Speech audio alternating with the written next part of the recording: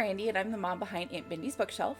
I am a mom of two with years of experience working with kids both in the classroom and in a homeschool environment, and I'm here to help you as you help your kids to learn and grow. Today, we're going to do that by doing a fancy pumpkin craft. Here's what you need to make your pumpkin. Shaving cream. There's no need to use the fancy stuff. The cheapo cream works great. Paint. I'm using tempera paint in fall colors. You use whatever you want. There's no law that says your pumpkin has to be orange. A cookie sheet and parchment paper so you have a place to put your shaving cream. Paper. You're going to need a thicker paper like a cardstock or a watercolor paper, something that can hold up to the shaving cream. Some kind of mixing stick. You can use a straw, a skewer, fork, toothpick, whatever. A scraper. Just something to get the shaving cream off of the paper. A pumpkin picture to trace around later. You can also just draw a pumpkin freehand. And pumpkin jack. All of our art projects go hand in hand with a picture book. This project is the perfect pal to Pumpkin Jack, a book that talks about what happens to our pumpkins when Halloween is over. Read the story, then do the craft, make it a whole thing. Look at you killing the mom game. I also have a science project to go with the book. I'll link it for you if you want to check that one out too. All right, let's get making. First thing you're going to do is spray a bit of shaving cream onto your parchment lined baking sheet. If you don't have parchment, no big deal. The parchment just makes cleanup easier.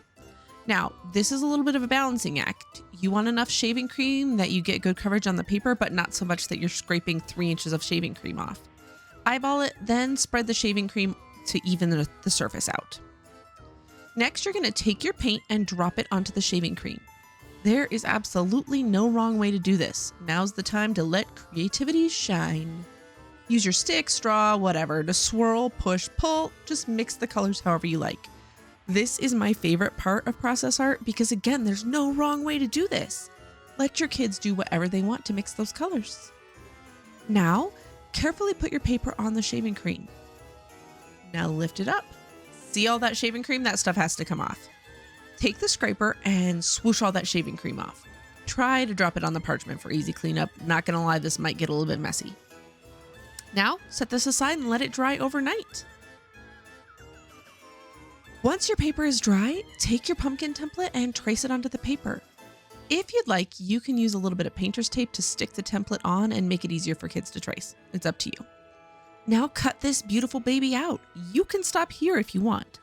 Or you could add little lines for indentations. You could paint the stem green or brown. Add as many or as few details as you want. Now, hang those pumpkins up and be amazed at the beauty that everyone created.